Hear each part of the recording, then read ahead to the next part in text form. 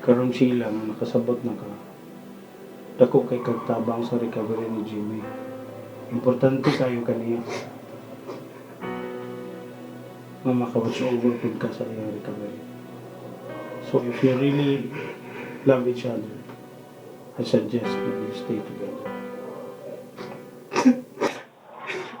First hand, sukupit kay ko ni mo. Pero ikaw rin na guts nga musumbong ani ni Mami. Wala ako. Pasalamat ko ni mong dako. I hope nga imo kong mapasaylo. And I will try my very best to keep myself clean.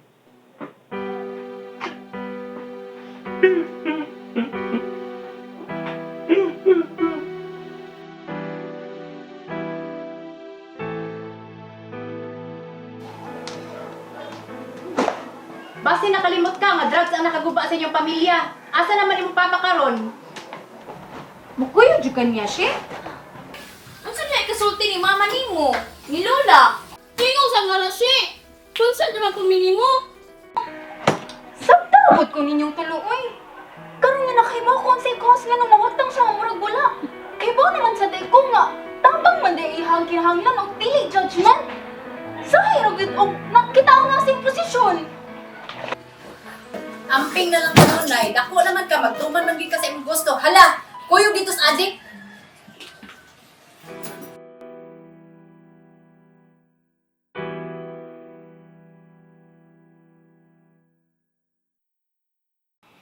Grabe ang pinagdaanan rin niya before kasi hindi niya alam. I did not tell her that I have a problem with addiction, that I am staying in a rehab.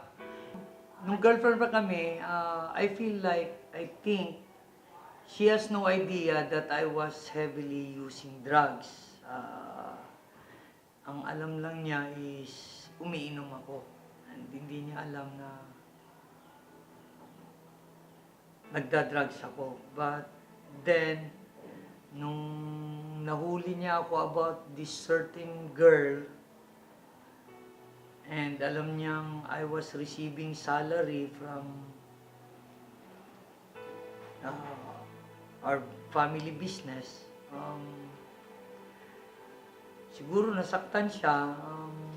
Nag-message sa nanay ko na kay mami na tanggap lang ako ng tanggap ng pera, hindi ako pumapasok, niloloko ko lang yung loko ko lang yung kumpanya, sila mami, and inom lang ng inom. So, hindi niya alam that my mom called this rehab para ipa-pick up ako. So, in short, I was picked up. At first, I was really angry towards Sheila. Tanong-tanong ako kung sino. So, somebody message daw my mom. So, ang suspect ko kagad was si Sheila. So, I was angry kasi I was high when I was picked up eh. But after a week of detox, kasi pag na-pick up ka, mga 1 week kain tulog. So, tulog, I soon realized that I need help and I miss Sheila. And was tremendously, very lonely. First time ko nakakita kasi ulit ng kanang kakita kong pag-asa ba. Kay dugay man ko nga walay pares sa dami ng rehab ko. Wala naman akong may bumibisita sa akin. Kasi everybody was fed up. There was no family therapy. Walang everything. So I felt like I was going through life alone. I felt I was safe with Sheila. Feeling ko, siya lang ang nakakaintindi sa akin. But,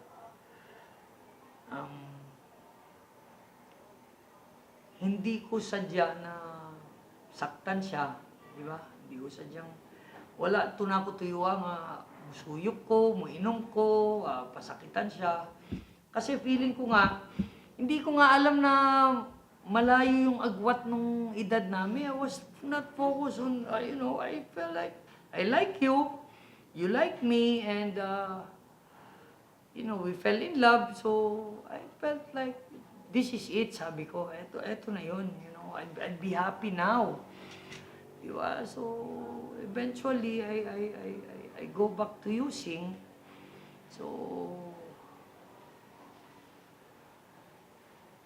nung nag-a-apply ako after 1 month or 2 months ata yun, or 3 months, I don't know.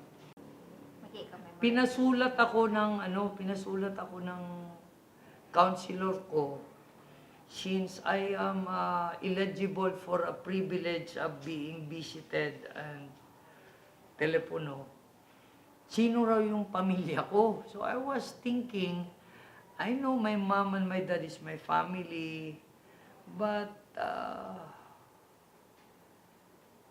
they're fed up.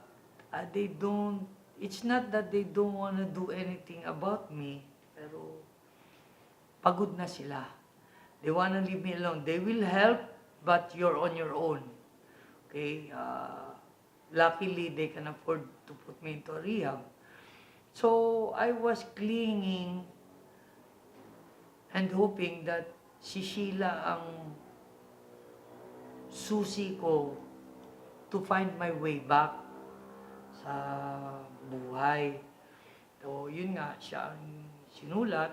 And for whatever, I don't know why I trust Sheila. Hindi niya nakwento to. Yung mga relos ko, wallet ko, ATM ko, sa kanya ko pinabigay. And I felt so bad kasi inaasikaso ako ni Sheila eh. Nakakita ako ng babaeng marunong mag-asikaso sa akin. So, sisinsisi ako, bakit bumalik ako sa pagdadrugs. So, I was losing hope again that I'd lose another person that I felt when I was inside rehab na mahal ko na. Sabi ko, mahal ko itong babaeng to. So, sisinsisi ako na bumalik ako sa pagdadrugs, hindi ko na sabihan si Sheila what I'm undergoing. I was not very honest with her. So, kaya nagpatulong ako sa counselor ko. Which luckily, the counselor was, naramdaman niya na, I'm telling the truth. I was telling him na hindi to about, lust or about, because I was lonely. It was because I fell in love, diba? So yun nga, tinawagan si Sheila. When Sheila visited me, I tried, of course, to explain to her what really happened and so on. And I was very happy kasi nakakita ako ng katapat na pag nagloko ako, ipaparehab ako. Magrireklamo. So, I told her that I'm grateful na nagsumbong ka. But, the same time, I was so scared after I realized ba, I need help na baka mawala siya kasi hindi niya alam kung asan ako eh. For 2 months, 3 months, di ba? Sabi ko, naku, ano na nangyari? Paano to? But, natuwa siya usually kasi memorize ko yung number niya. Di ba? Try to imagine, I was able to memorize her number. So, yun, nakontak ko siya. Smooth na ang dagan. And then, nias siya sa iyahang counselor nga mag-living together na daw mi. And then, with the blessing ko no sa iyahang parents, kay kanang dako ko na ko og help ba sa iyang recovery bitaw. So, ako sad, murag ang term day ato is na codependent na day ko. So murag bag dili na ko kalingkawas ani nga kuan kay murag ako na bitoy murag obligated na kay ko nga dili ko na ko siya pwede biyaan kay murag nasud sa ako ang ulo nga sa mga storya sa mga counselor dito nga dako ko og help sa iyang recovery inya dapat na ako perminia ana bitaw so mura kog nahimo in short siya niya. Yes, codependent na ko hangtod murag obligation na nako bitaw siya murag inana ba. So padayon ra gyapon ko og eskwela and then nag-living together na mi. Gisugtan siya nga mag-rent na pud siya og boarding house. So gitagaan na mi sa plano which is apil na ko sa plano and then iyang parents kabalo ani nga abangan siya og kuan niya adto ko dito puyo o niya padayon siya sa iyang recovery niya ako padayon og eskwela niya tagaan mi og allowance monthly and then ang ako na sa problema is ang ako ang side ni diretso ra ko gawa sa akong kuan niya so ko kay akong mga cousins sa ato nga time kay nagtuman ko sa gusto ngano nagpadako niya kidaran which is ang among gap is 20 years ba ya ngano nagpadako niya murag gihadlok jud ko nila ba but ako kay love lagi so wala ko nagpatuon nila so nikuyog jud ko ni Jimmy.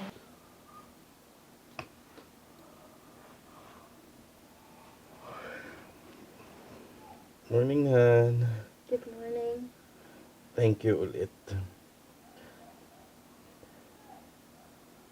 I need you in my life. You know that, Han? You are the anchor of my life. Just be honest with me, hon, okay? Mm-hmm. Eh, para matabangan puti ka, ha? Ha? Ta! Dali! Dali! Let's go breakfast, hon!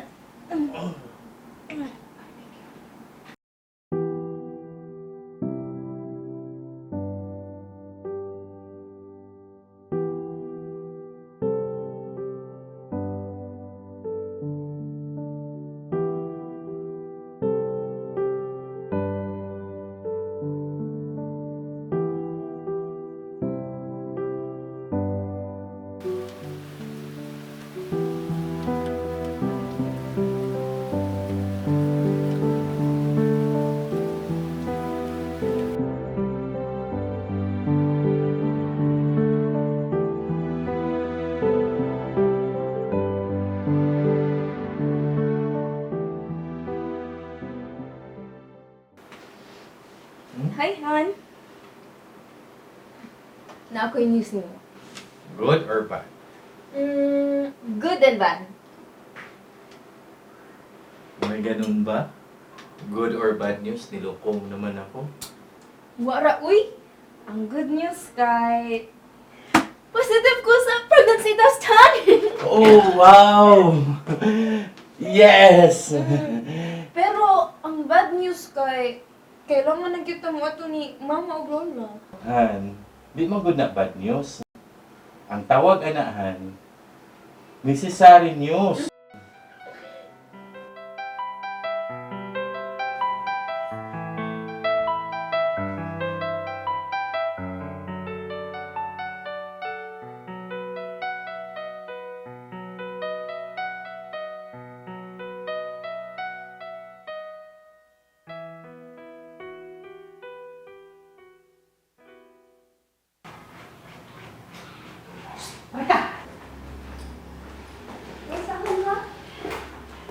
Ipaskway naman kagtarong.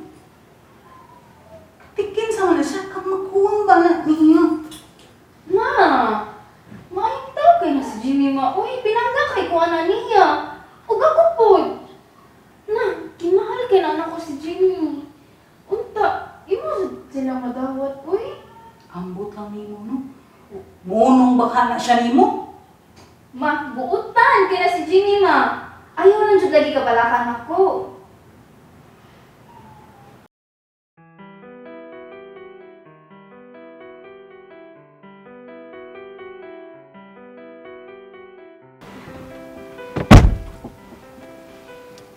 Han, don't worry. Everything will be alright.